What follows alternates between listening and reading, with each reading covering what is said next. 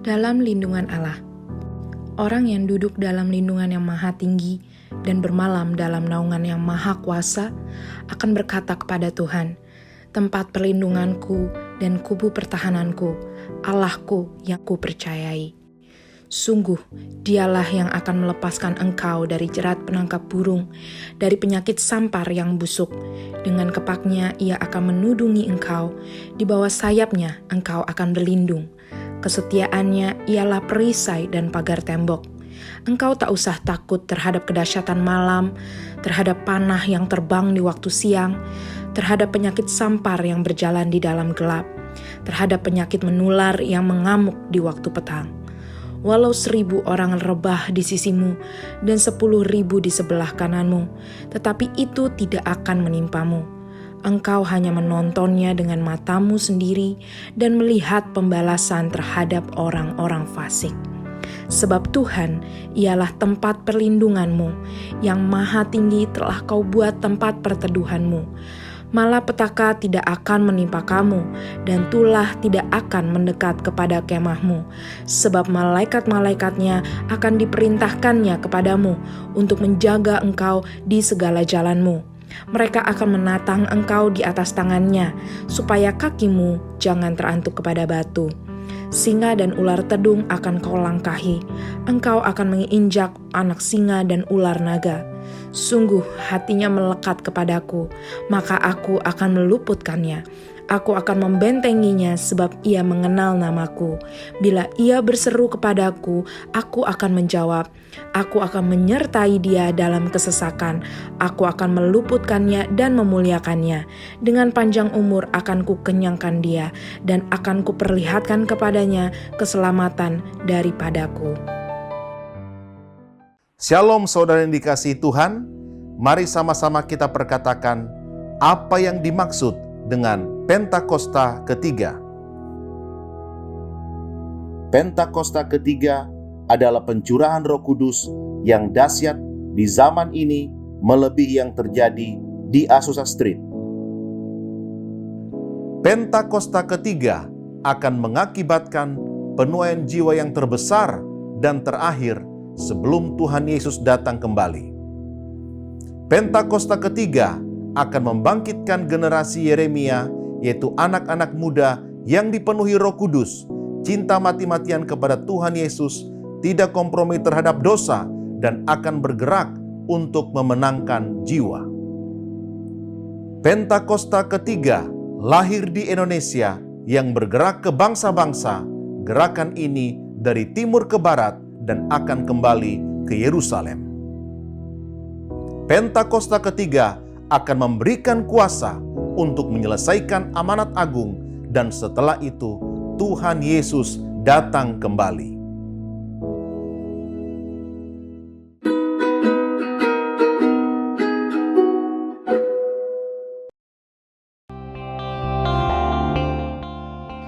Kita sering berdoa meminta banyak hal kepada Tuhan.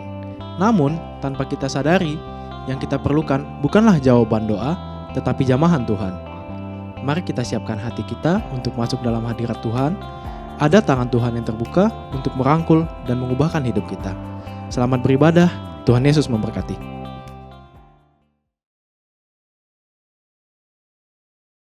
Shalom Bapak Ibu Saudara yang dikasihi Tuhan, seluruh jemaat GBI Kebun Siri senang menyapa saudara pada pagi hari ini. Tentunya saudara bisa beribadah bersama dengan keluarga, dan itu satu kemurahan Tuhan. Berapa banyak saudara yang setuju, dan boleh sama-sama kita kasih tepuk tangan buat Tuhan kita. Ya, hari ini kita ada karena kebaikan Tuhan, dan itu kita mau datang untuk bersyukur. Yang siap bersyukur boleh katakan amin. Yuk kasih tepuk tangan sekali lagi buat Tuhan Yesus.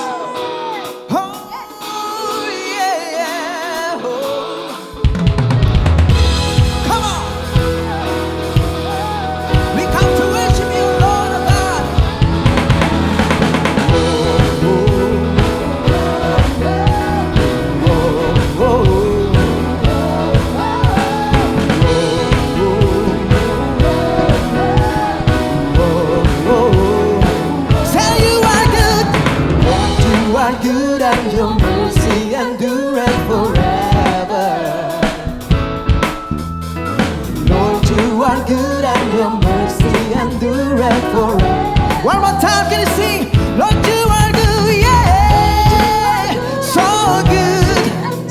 And your mercy endureth forever, oh God. Lord, you are good, yeah.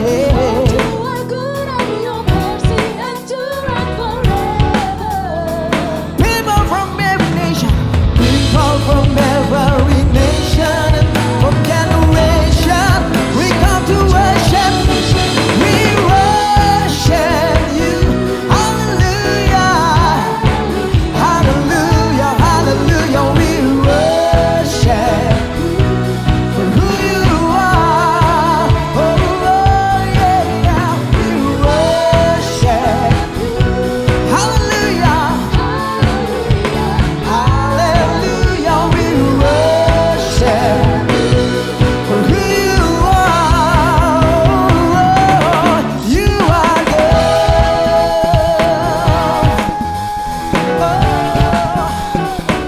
Lord, you are good, yeah. Lord, you are good and your mercy. Can you say one more time? Lord, you are good, yeah, yeah.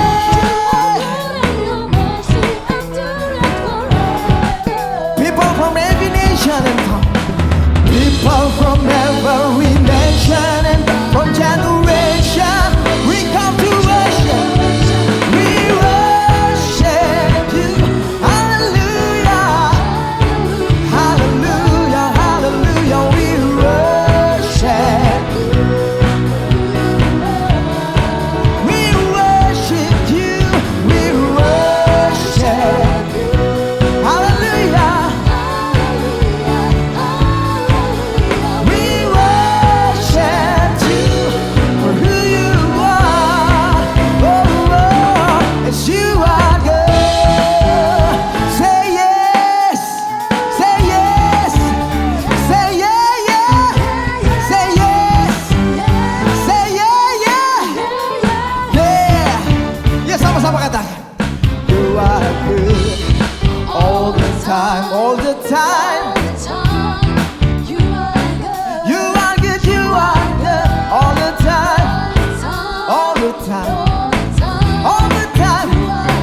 You are good, you are good all the time, all the time, all the time. You are good, you are good, you are good. Oh, oh, oh, oh, the time.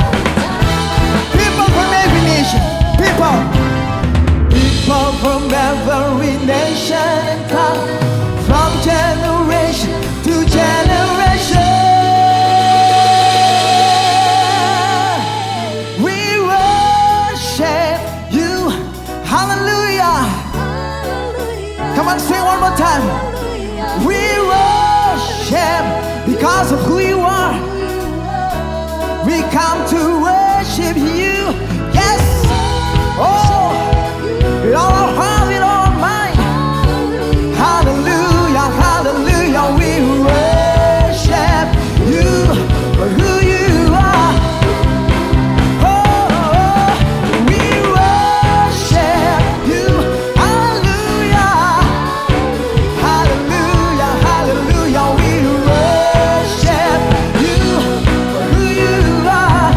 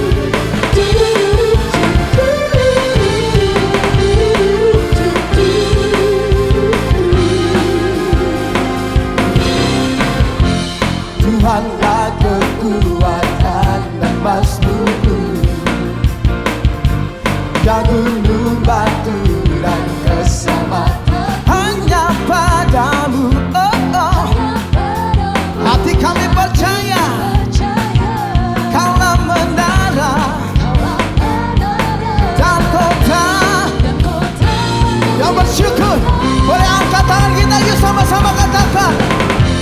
Ku mau selalu bersyukur, sebab cintamu padaku takkan pernah berubah. Hatiku percaya, walau bumi bergoncang, gunung-gunung beranjak, setiamu.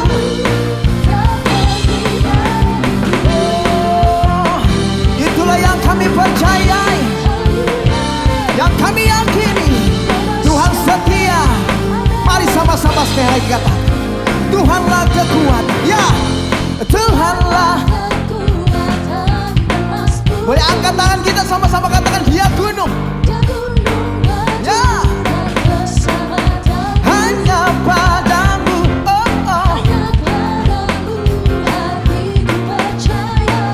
Kaulah menara dan kota. Are you ready? Ku mau selalu bersyukur, sebab cintamu padaku takkan pernah berubah. Hatiku percaya, walau bumi bergoncang, gunung-gunung beranjak, namun kasih setiamu tak pergi dariku. Yang percaya katakan amin. Yang percaya katakan yes.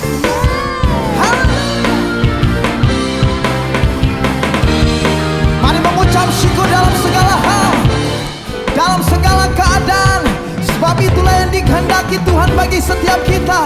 Yang setuju katakan haleluya. Yang setuju angkat dua tangan kita, yuk sama-sama. Dan kita bersyukur buat Tuhan, sebab Dia baik.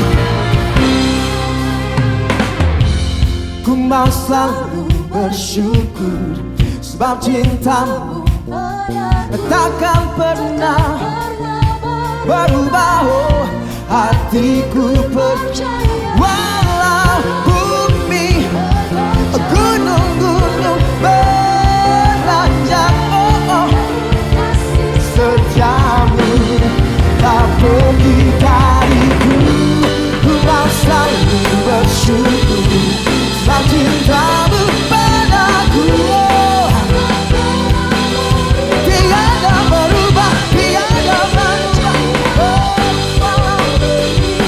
Goncang, beranjak, namun kasih setiamu tak pergi. Angkat tangan kita katakan, kasih ya Tuhan tak pergi. Sekali lagi, kasih setiamu tak pergi dariku.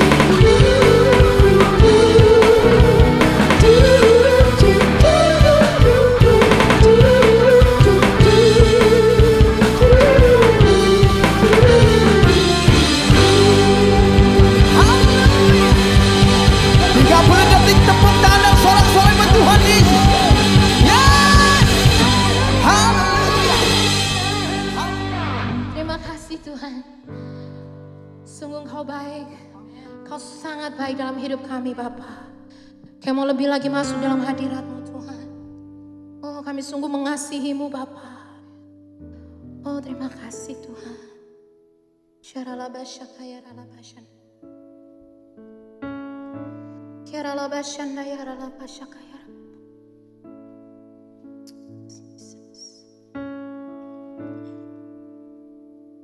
I love you, Lord, for your mercy never fails me. All my days I've been held in your hands. From the moment that I wake up until I lay my head, oh, I will sing of the goodness of God in all my life. All my life you have been faithful. Yes, you are, Lord. And all my life you have been so, so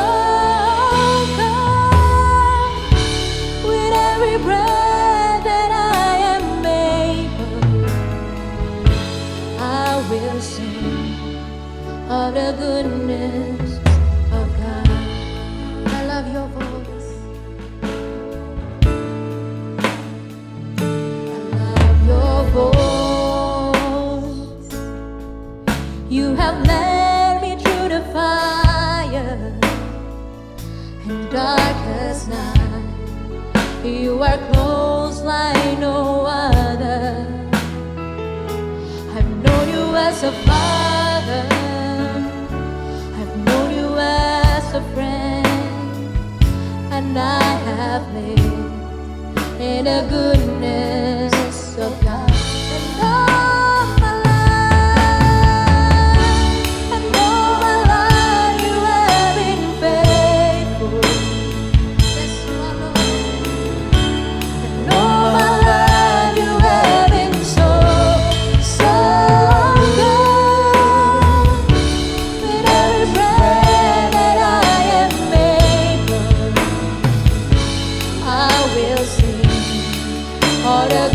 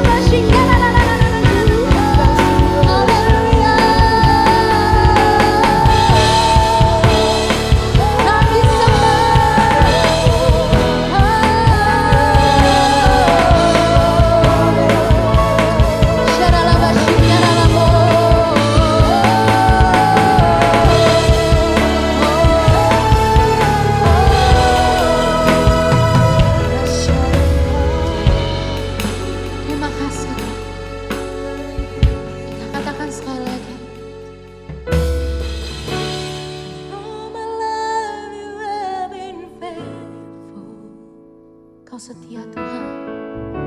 And all my life you have been so good. With every breath that I am able, I will sing of the goodness of God. Sekali lagi kita katakan, all my life, and all my life you have been faithful. Yes, Jesus. And all my life you have been so good. With every breath that I am able,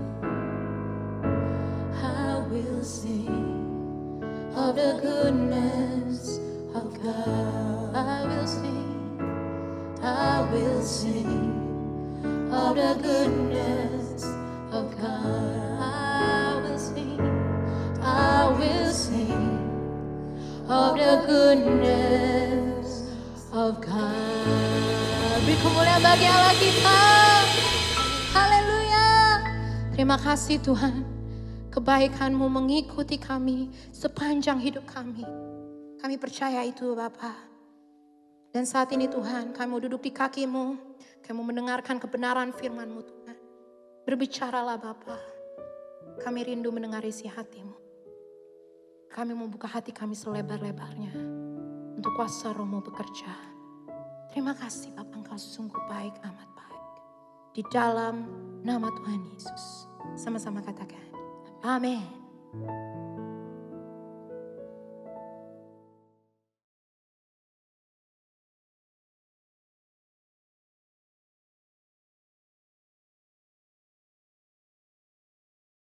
Shalom saudara, saya berdoa kita semua baik dalam lindungan Tuhan. Saat ini kita sedang berada di era postmodernism, di mana salah satu cirinya ialah pendapat pribadi dianggap sebagai hal yang harus diperhatikan dan didengar. Sehingga hal tersebut mendapat tempat prioritas dalam kehidupan seseorang. Apa yang dahulu dipercaya dan diajar sebagai sebuah kebenaran, kini dikritisi dan dipertanyakan. Akibatnya, kebenaran atau fakta menjadi sebuah hal yang relatif. Dan orang akan cenderung mengutamakan dan mempercayai apa yang dia ingin percayai menurut perasaan dan keinginan hatinya. Begitu pula jika kita membahas mengenai persoalan gender dan LGBTQ.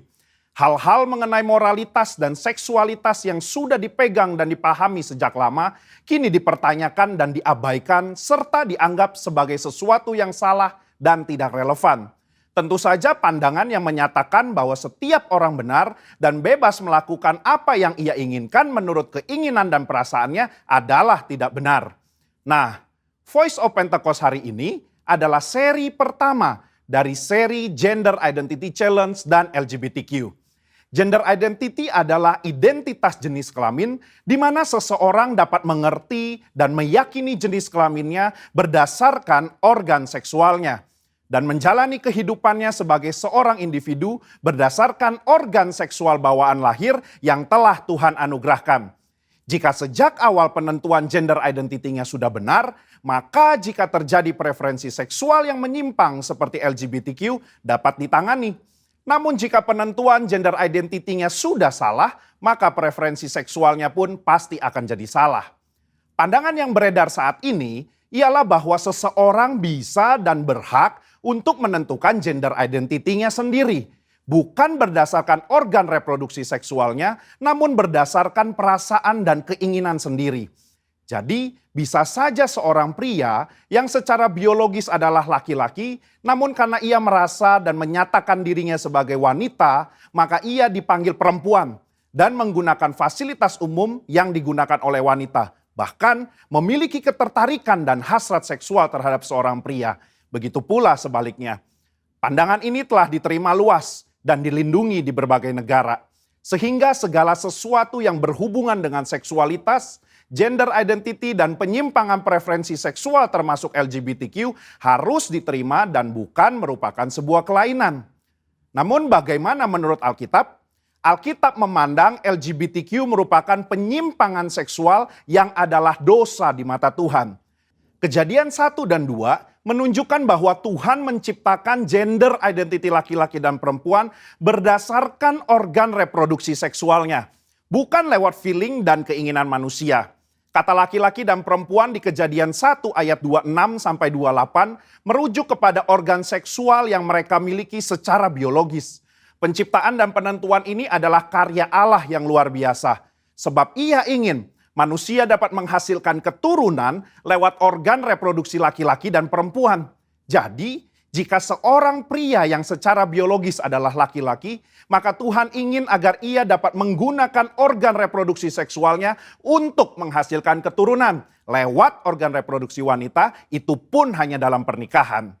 Nah, masalah mulai timbul ketika manusia jatuh dalam dosa.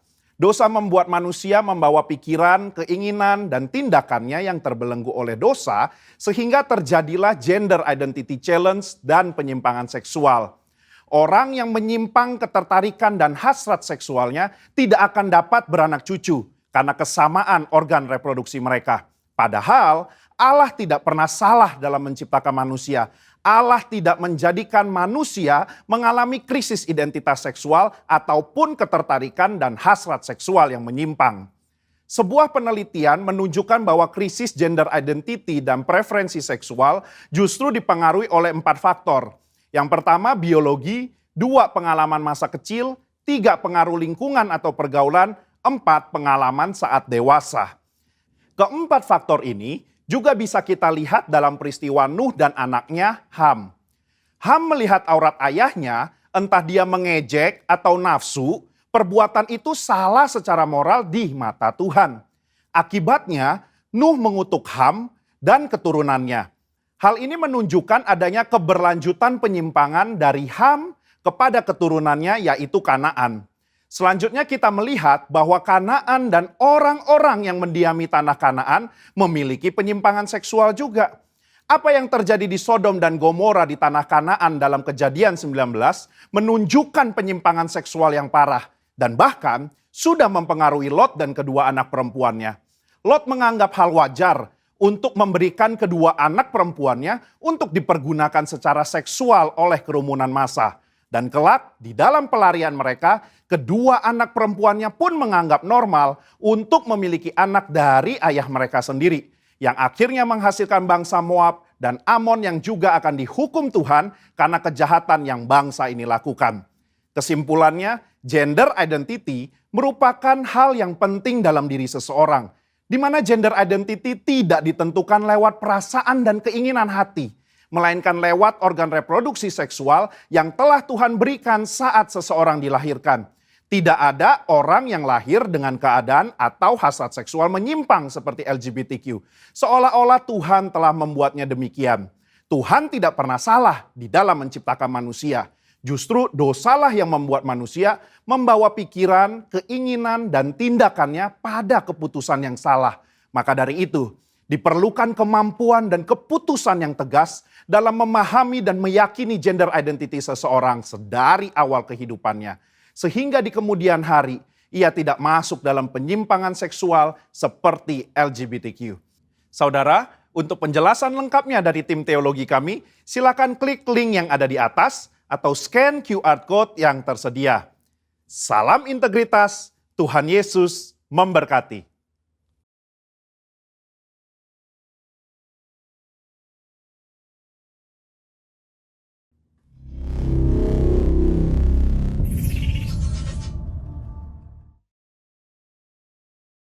Salam sejahtera Bapak Ibu Saudara yang dikasih oleh Tuhan, Jemaat GBI Kebon Siri yang luar biasa. Apa kabar? Saya percaya kita semua dalam keadaan yang baik.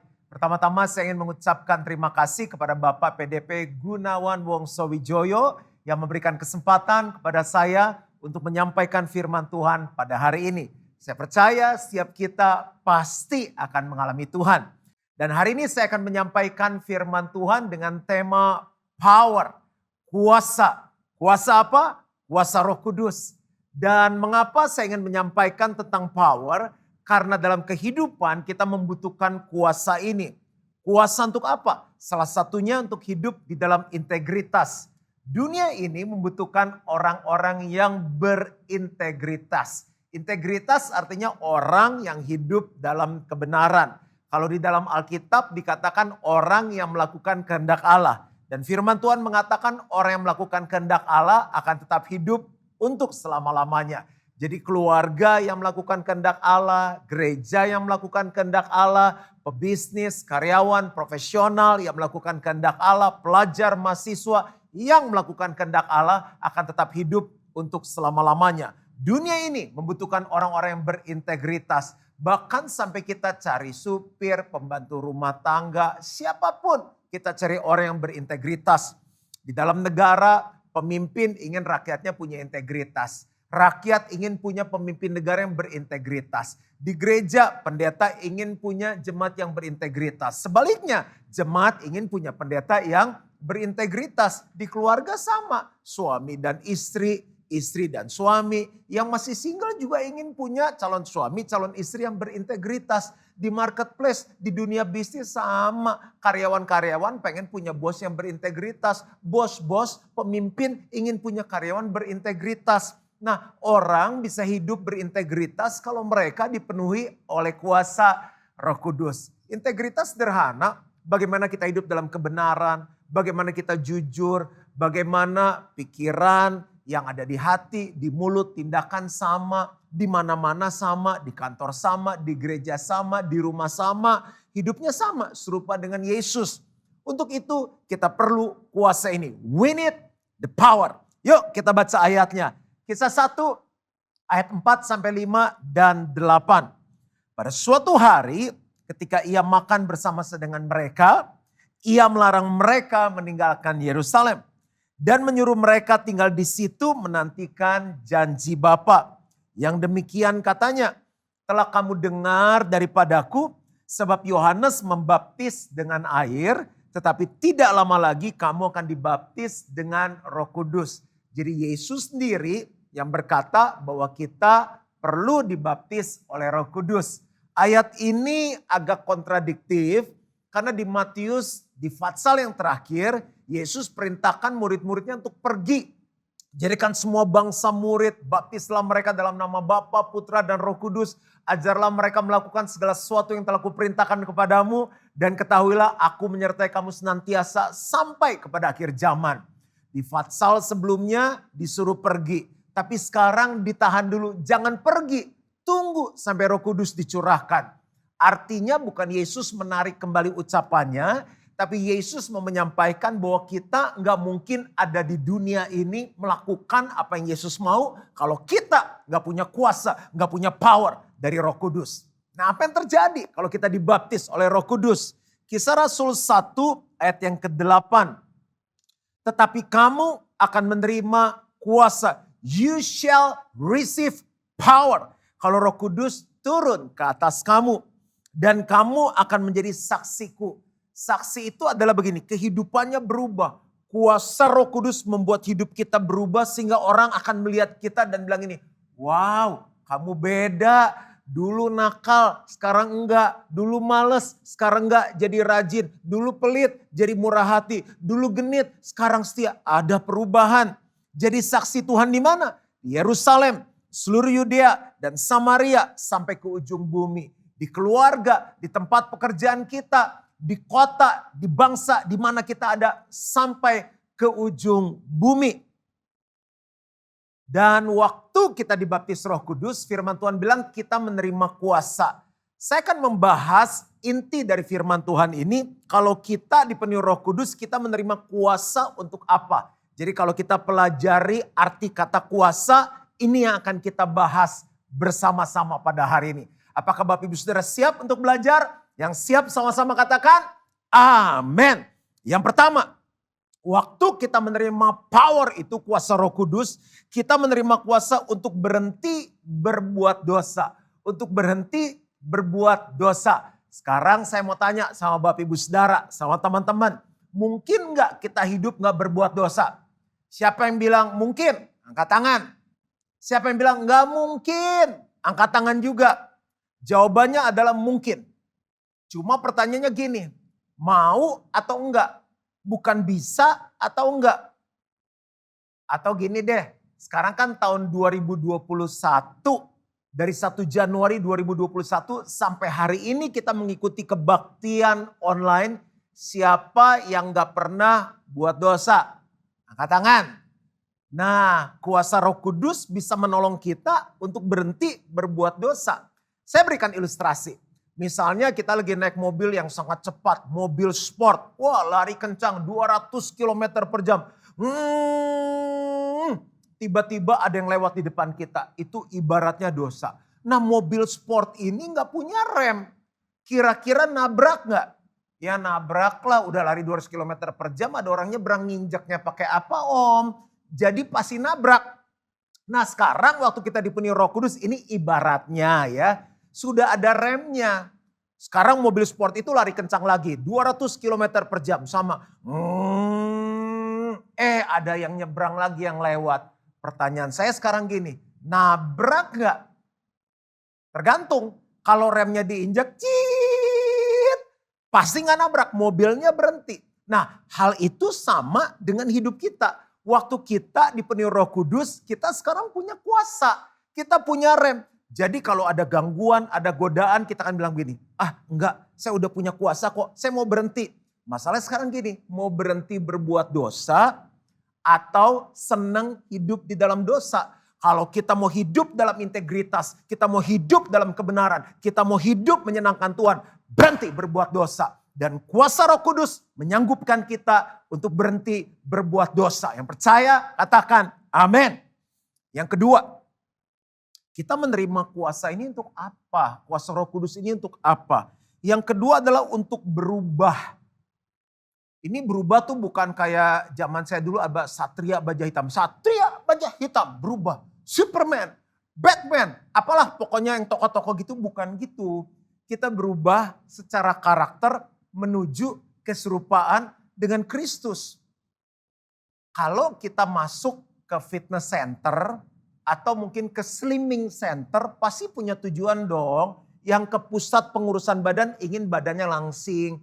Makanya yang jadi model pusat slimming center itu yang kurus-kurus, ramping-ramping kayak tusuk lidi. Seorang Juan Mogi gak mungkin mau posenya begini juga gak ada yang mau masuk, ya kan? Lalu kenapa kita mau ke fitness center tertentu? Supaya badan kita jadi. Makanya yang berdiri-berdiri di sana tuh PT-PT-nya badannya keren-keren, muscle, otot gitu. Lah kalau Juan Mogi suruh berdiri di depan situ, siapa yang mau fitness di sana? Karena kita harus punya apa? Sebuah goal. Masuk ke sini untuk jadi kurus. Masuk ke sini supaya badannya berotot. Kita ikut Tuhan apa sih tujuannya? Supaya jadi serupa dengan yang kita ikuti. Serupa dengan Yesus. Dan itu gak mungkin kalau kita gak punya kuasa dari Roh Kudus. Saya ini cerita karena saya mengalami 34 tahun yang lalu saya lahir baru dan langsung dipenuhi Roh Kudus. Mulai saat itu Roh Kudus tolong saya bukan hanya berhenti berbuat dosa, tentu proses demi proses, lama-kelamaan jadi lebih baik. Tapi Roh Kudus juga merubah. Ada banyak karakter saya yang dirubah. Saya dulu gak punya belas kasihan, orangnya cuek, egois, individualistis. Gue, lo. Ngapain gue pikirin hidup orang, hidup sendiri aja udah susah. Tapi begitu dipenuhi Roh Kudus, berubah. Bisa perhatiin orang lain. Bisa menangis dengan orang yang menangis. Ya kalau orang tertawa ya kita ikut tertawa. Ya kalau dia ketawa kita nangis ya aneh. Saya orangnya gak murah hati, pelit. Ya gak, mau hidup udah susah. Ngapain berbagi sama orang lain. Tapi waktu Roh Kudus penuh hidup saya. Walaupun lagi kekurangan. Saat kekurangan kita bisa memberi apa lagi setelah diberkati oleh Tuhan. Lebih generous, lebih murah hati. Saya orangnya penakut, takut banget.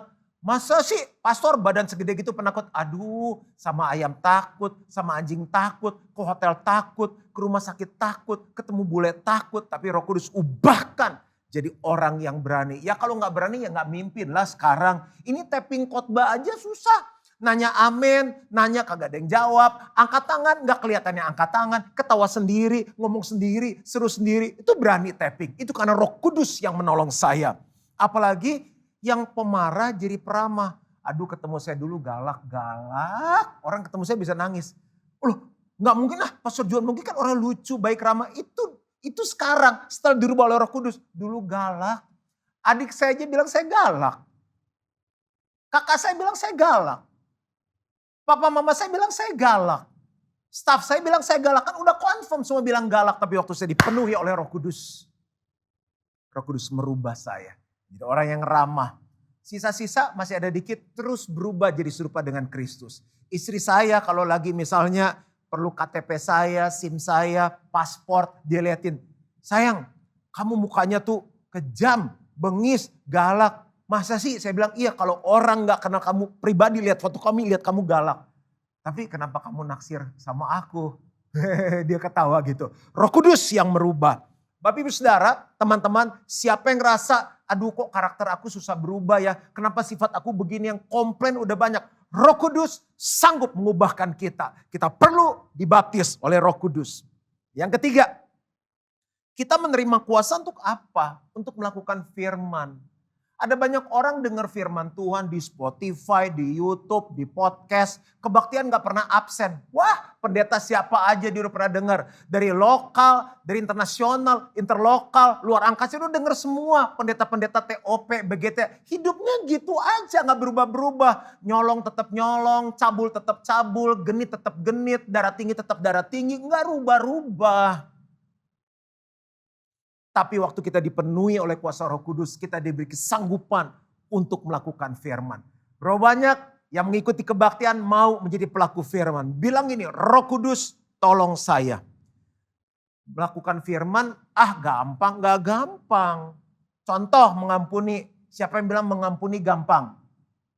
Menikah, coba menikah. Harta yang paling penting dalam keluarga itu pengampunan. Itu ayat berbicara hidup yang Yesus bilang 70 kali 7 kali. Itu 2 menit sekali. 2 menit sekali. Orangnya sama, kasusnya sama, tinggalnya sama-sama. Gak ada yang bisa memisahkan kita kecuali kematian. Coba belajar tunduk sama suami. Tunduk kayak model dia Pak, susah. Suami suruh ngasih istri, aduh bawelnya Pak, bawel. Itu kalau di istri saya ada tombol stop, saya pencet tombol stop Pak, cerewetnya. Harus mengasihi istri yang cerewet seperti dirinya sendiri. Yang single nih. Diputusin sama pacar. Jadi putusin sama dia. Ya udah, saya bilang bersyukur. Gimana sih orang diputusin bersyukur? Udah ampunin, gak bisa katanya. Loh kenapa gak bisa? Soalnya dia pilih yang lebih jelek dari saya. Loh kan harga diri saya. Nah kalau dia pilih yang lebih cakep kan ya udah deh lebih cakep. Tapi aku gak rela, dia lebih jelek dari saya. Udah saya bilang bersyukur, berarti Tuhan sayang sama kamu. Gimana Tuhan sayang? Karena berarti dia bukan yang terbaik untuk kamu. Tuh sebelum menikah aja udah kelihatan genitnya, kelihatan belangnya. Tuhan lagi siapkan terbaik, baru diem lagi saya. Gitu, susah diputusin, susah. Apalagi disuruh nginjil.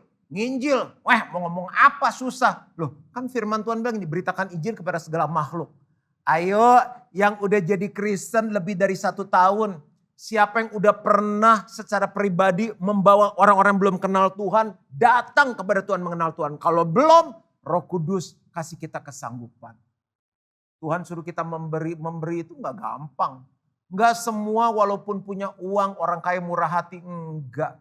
Orang murah hati itu bukan karena miskin atau kaya. Itu karena kuasa Roh Kudus yang menjamah dia. Dia cinta Tuhan karena cintanya lah dia memberi. Ya. Jadi kalau kita penuh Roh Kudus, firman Tuhan sesulit apapun kita bisa lakukan dengan kuasa Roh Kudus. Yang keempat, kita menerima kuasa Roh Kudus itu kuasa untuk apa sih? Untuk kita bisa excellent.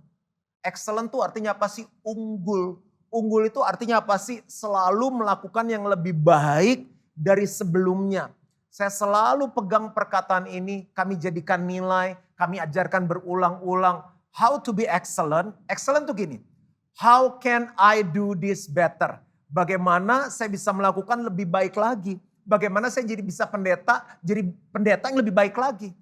Kalau sekarang saya khotbah yang tidur setengah gereja, mungkin nanti saya khotbah lagi setelah diperbaiki, khotbahnya menarik, aplikatif, khotbahnya diurapi. Yang tidur mungkin tinggal 20%, ya kan? Nanti khotbah lagi sudah gak ada yang tidur. Jadi suami yang lebih baik, jadi istri yang lebih baik, jadi orang tua yang lebih baik, jadi warga negara yang lebih baik, jadi pimpinan bisnis yang lebih baik. Itu excellent.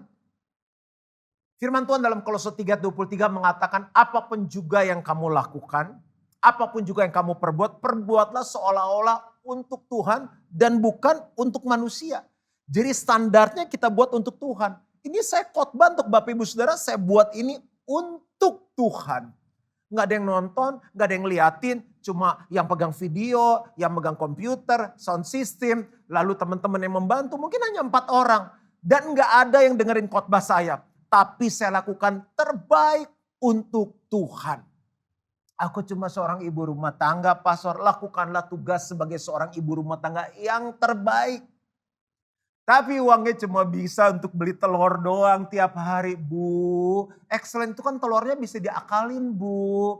Hari ini telur dadar, besok telur ceplok, besok telur rebus, besok telur semur, besok telur rendang, besok telur balado, besok telur apalah nanti. Ini kan udah 7, udah 6 atau 7. Cukup untuk seminggu. Excellent. How can I do this better?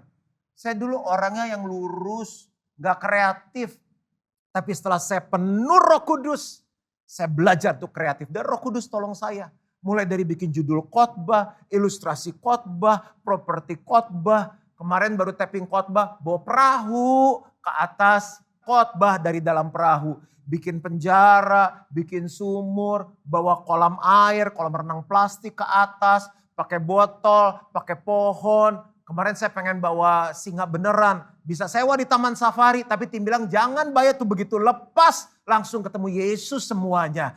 Jadi saya bawa sepeda, bawa Vespa. Dan itu semua karena Roh Kudus. Dia membuat kita menjadi kreatif. Menjadi excellent. Catat ini baik-baik. How can I do this better? Makanya di gereja yang kami dipercaya untuk mengembalakan. Kita selalu melakukan evaluasi. Setiap hari Selasa dievaluasi. Pujiannya gimana, khotbahnya gimana. Termasuk khotbah saya sendiri. Sehingga bisa diperbaiki. Suasananya gimana, kebaktian anaknya gimana. Supaya kita bisa terus excellent. Apakah kita belajar sesuatu sampai di sini? Yang kelima. Waktu Roh Kudus memenuhi kita, kita dibaptis dengan Roh Kudus. Kita menerima kuasa. Kuasa itu untuk apa? Untuk melakukan mujizat. Mujizat apa sih? Saya buat definisi mujizat. Ini definisi saya sendiri yang saya pelajari dari firman Tuhan. Saya simpulkan gini. Tuhan bisa buat dari yang tidak ada menjadi ada. Tuhan bisa buat dari yang ada menjadi tidak ada. Atau sesuatu yang gak mungkin dilakukan oleh manusia dilakukan oleh Tuhan. Siapa yang perlu mujizat? Saya juga katakan saya perlu mujizat.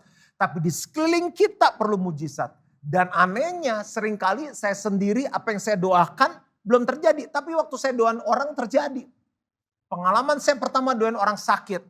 Itu gaya banget dengan tim. Jadi gembala saya dulu suruh.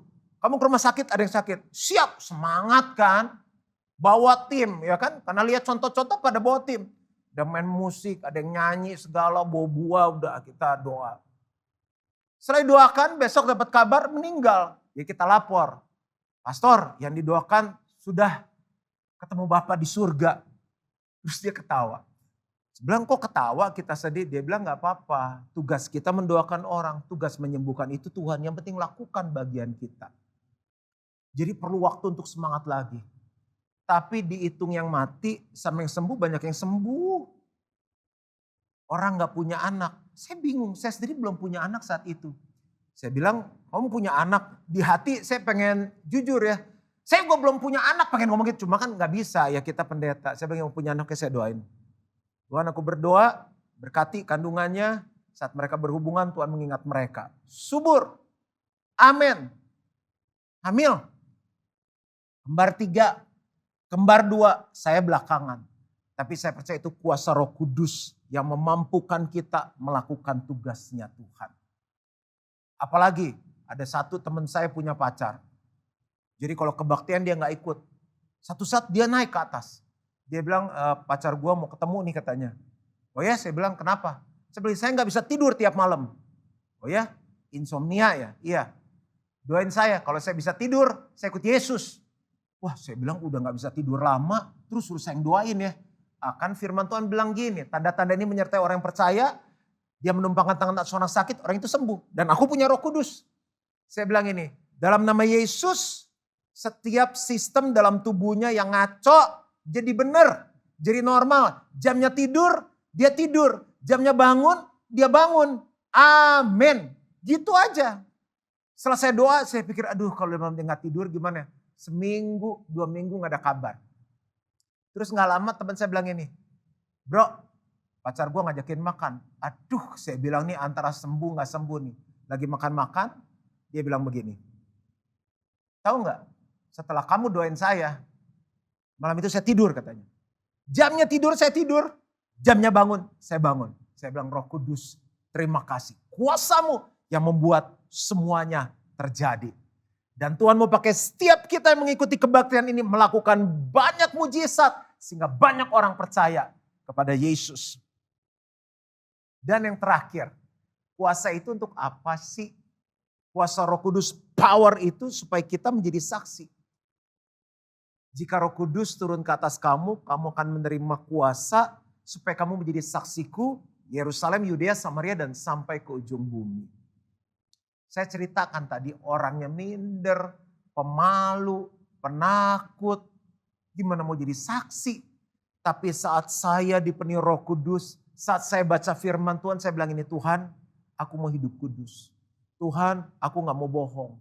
Tuhan, aku gak mau hidup dalam percabulan. Tuhan, aku gak mau jadi orang yang kasar. Aku mau jadi orang yang penuh kasih. Dan waktu saya doa, dan waktu saya menjalankannya Roh Kudus benar kasih kekuatan sama saya. Lama-lama perubahan terjadi. Waktu perubahan terjadi orang-orang mulai melihat. Dan di hati ini mulai ada kerinduan. Jadi saya umur 14 tahun waktu saya penuh Roh Kudus. Apa yang terjadi? Saat itu saya SMP sekolah. SMP sekolah, wah udah mulai menyala-nyala nih. Saya punya kuasa untuk menjadi saksi. Tapi yang pasti hidup saya berubah dulu. Ya kalau kita nyontek, dia nyontek terus kita bilang ini.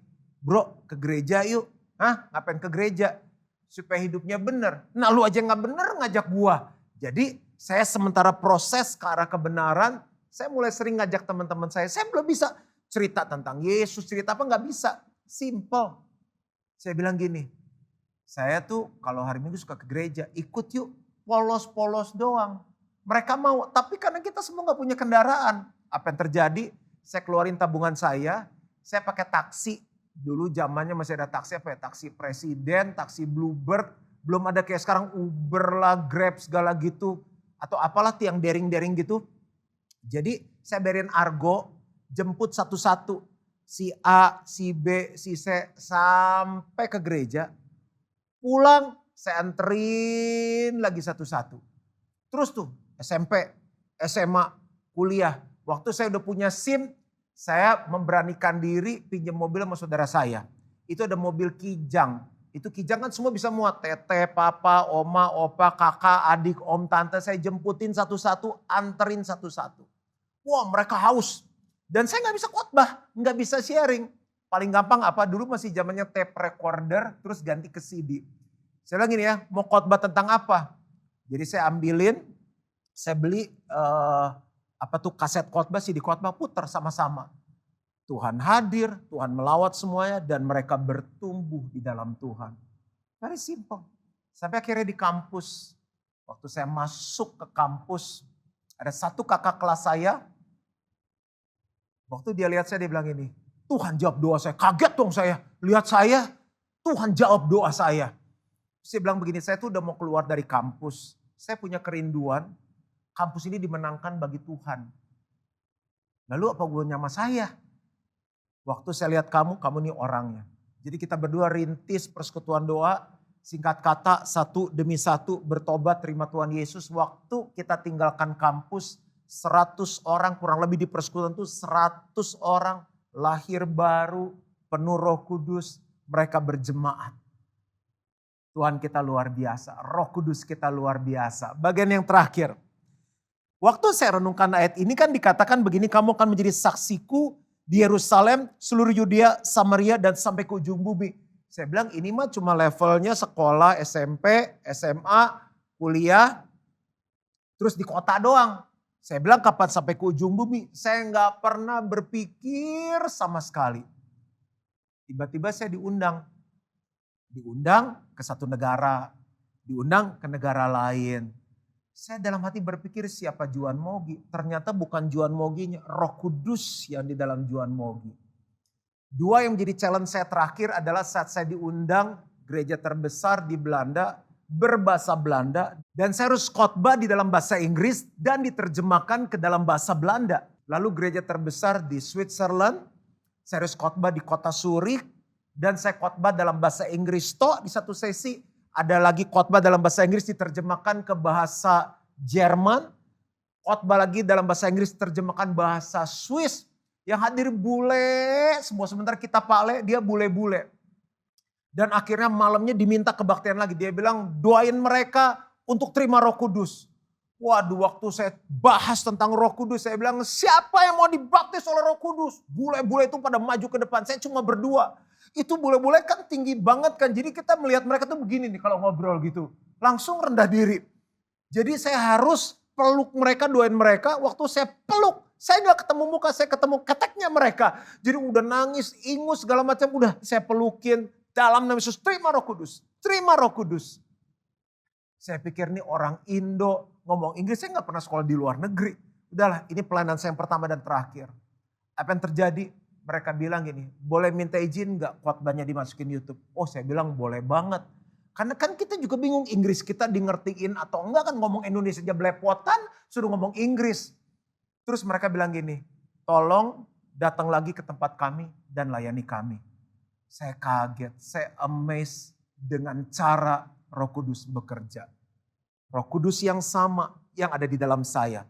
Kuasa yang sama yang ada di dalam saya akan ada dalam hidup Bapak Ibu Saudara kalau kita dipenuhi oleh Roh Kudus. Power, kuasa. Kalau kita sudah dibaptis Roh Kudus, kita diingatkan bahwa kuasa itu menolong kita untuk melakukan 6 hal ini. Kalau kita belum dipenuhi Roh Kudus, ini saatnya kita dibaptis Roh Kudus. Dan saat dibaptis Roh Kudus, kita akan menerima kuasa yang merubah kehidupan kita. Saya selesai.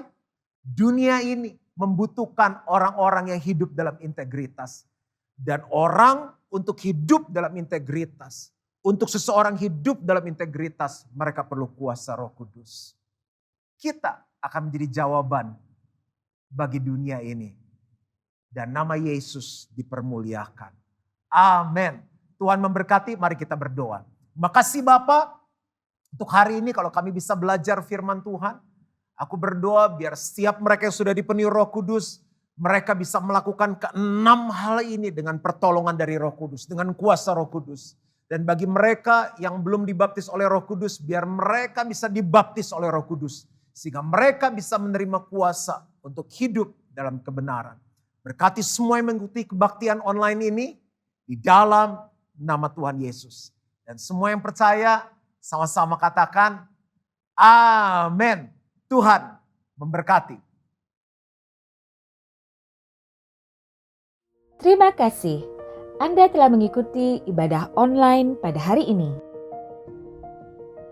Kami mengajak Anda untuk berdoa, menyembah Tuhan dan mendengar pesan firman Tuhan dalam acara Ku Menyembah via Zoom setiap hari Senin sampai Sabtu pukul 5 pagi. Berikut adalah informasi meeting ID dan passcode Zoom. Ibadah minggu tetap dapat Anda ikuti secara online melalui YouTube channel GBI Kebon Siri. Untuk ibadah online minggu depan, pada hari Minggu tanggal 18 Juli 2021, ibadah akan dimulai pukul 6 pagi. Pesan firman Tuhan akan disampaikan oleh Pendeta Dr. Insinyur Niko Nyoto Raharjo. Ibadah disertai dengan perjamuan kudus. Ibadah dapat dilihat setiap saat setelah waktu penayangan. Kami kembali mengajak Anda mengikuti GBI Kebon Siri Wednesday Bible Wisdom dengan tema Cermati Perkembangan Teknologi Pengobatan ke Depan pada hari Rabu tanggal 14 Juli 2021 pukul 6 pagi bersama Aruna Wiryolukito dan host Vino Pramudito. Acara ini dapat dilihat setiap saat setelah waktu penayangan. Persembahan umum, syukur, dan persepuluhan dapat Anda berikan melalui QR Code berikut ini. Scan QR Code yang tertera di layar, dan langkah selanjutnya dapat mengikuti proses yang tertera di aplikasi e-payment Anda. Persembahan melalui QR Code tidak dipungut biaya apapun. Persembahan umum, persepuluhan, diakonia, dan bantuan COVID-19 dapat Anda transfer ke nomor rekening berikut ini. Untuk pelayanan baptisan, dapat mendaftarkan diri di nomor call center berikut ini. Demikianlah GBI Kebon Siri News Flash hari ini. Selamat hari Minggu, Tuhan Yesus memberkati.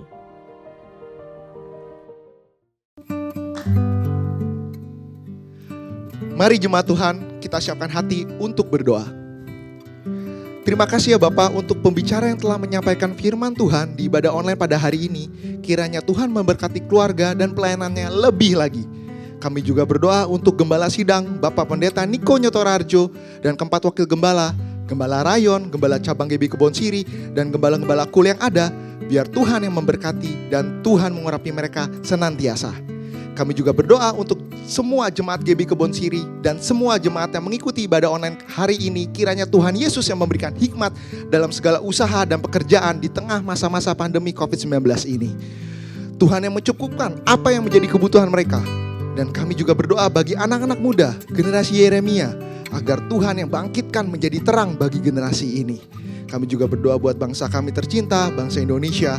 Tuhan yang pulihkan dari COVID-19 dan ekonomi bangsa kami bangkit kembali di dalam nama Tuhan Yesus.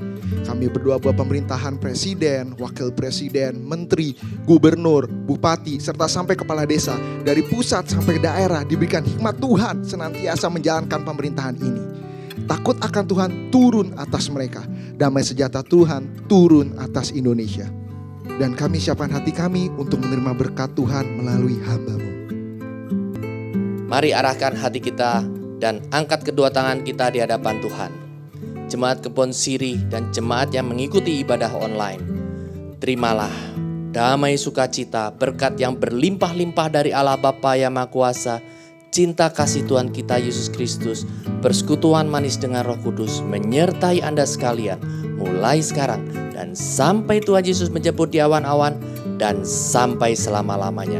Jemaat Kebon Siri dan jemaat yang mengikuti ibadah online katakan amin.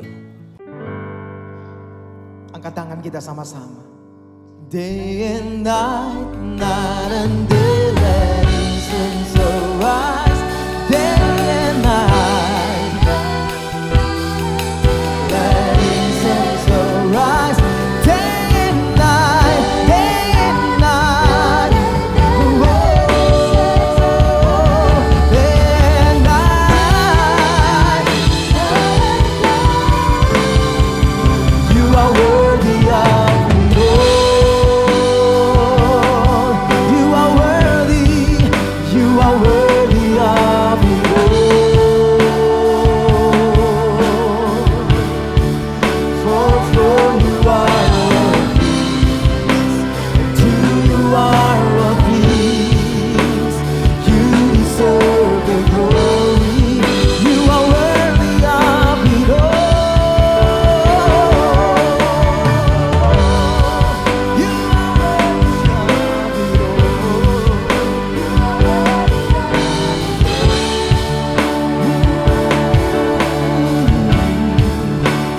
for you are of peace, to you are of peace. You deserve the glory. For you are of peace, for you are of peace, to you are of peace. You deserve the glory. For you are of peace, for you are of peace, to you are of peace.